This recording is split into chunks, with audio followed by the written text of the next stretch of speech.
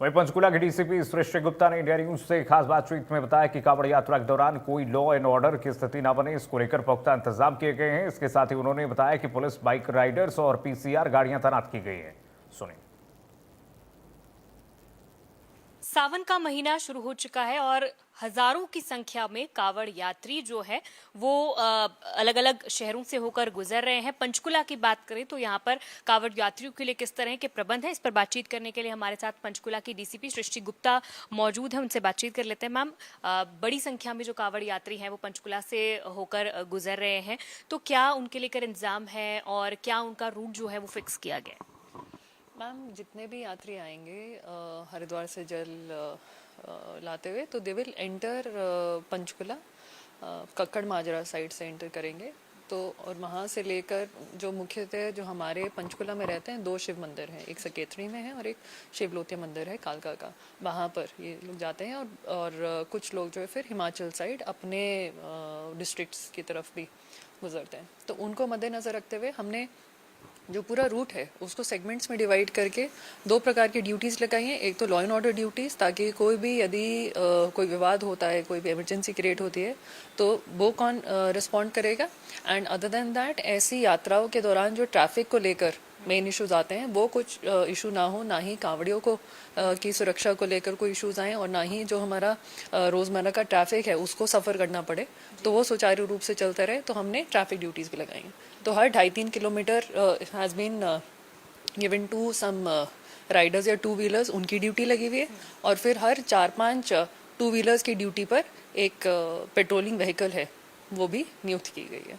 And other than this, मैं आपको बताना चाहूँगी, जो हमारे रास्ते में शिविर लगे हैं उनमें भी हमारी पुलिस की ड्यूटियाँ रहेंगी, बावर्दी भी रहेंगी, और कुछ जो है वो थोड़े एज डिकॉयज या सिवीज में भी रहेंगी, ताकि एक नज़र रखी जा सके, कोई शरारत ना करें, और जो एक नशे का सेवन ज़्यादातर हो जाता है इस दौरान, उस पर भी थोड़ी सी रोक लगा सकें। मैम, वहीं इसी के साथ हम देखें, जिस तरह से आपने कहा कि कोई न्यूसेंस ना हो, इस तरह की एक्टिविटी, लॉ एंड ऑर्डर की स्थिति ना हो अब तक, क्योंकि हमने हरियाणा के कुछ अलग अलग शहरों में देखी है कि इस तरह के कावड़ यात्रियों के बीच में झगड़ा हो गया, झड़प हो गई, अभी तक इस तरह की कोई एक्टिविटी रिपोर्ट तो नहीं मैम। और साथ में अभी तो हमारा जो मेन कांवड़ का एक जो यात्रा है, जो रश है, वो भी पंचकुला में अभी नहीं स्टार्ट हुआ है। ये और 1-2 दिन में थोड़ा सा प्रभाव आएगा इसका। मे बी आई थिंक 18-19 तक इसका थोड़ा सा पिकअप करेगा रश। मैम, इसमें हमने देखा है कि कई बार क्या होता है कि डीजेज वगैरह लेकर भी वो लोग गुजरते हैं, और जो आपने बताया उनके अलग अलग जो स्टॉपेजेस बने होते हैं, वहाँ पर भी कई बार बहुत ज़्यादा आवाज़ में डीजे, और क्या उसको लेकर भी, नियंत्रण को लेकर कोई रूल्स एंड रेगुलेशंस? मैम, उसके लिए हमने एक एडवाइजरी जारी करी है।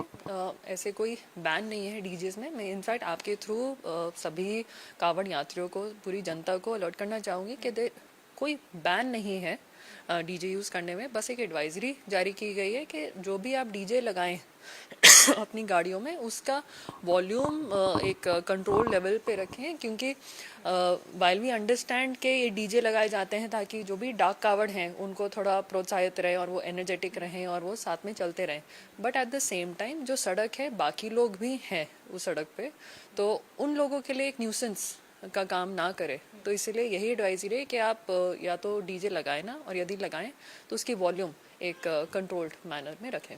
मैम, एक आखिरी सवाल मेरा है, क्योंकि मॉनसून सीजन चल रहा है, तो घग्गर के आसपास के इलाकों में कई बार जब क्योंकि अब रेड अलर्ट भी है आने वाले समय में बारिश का, तो घग्गर का जो पुल है वो कई बार पानी जल स्तर बढ़ जाता है, वहाँ पर कई बार लोगों के वहाँ एक्सीडेंट्स भी हो जाते हैं। धारा 144 भी उस इलाके में आसपास कई बार लगाई जाती है। इस बार के लिए क्या प्लानिंग है उस एरिया की? मैम, इस बार भी धारा 163 लगाई गई है और लोगों को प्रतिबद्ध किया गया है कि आप वहाँ पर एरिया में जो आमतौर पे लोगों का एक इंक्लिनेशन रहती है कि वो नहर में कूद जाएंगे और नहाएंगे धोएंगे, वहाँ पर वैसा ना हो, तो रिस्ट्रिक्शंस लगाई गई हैं।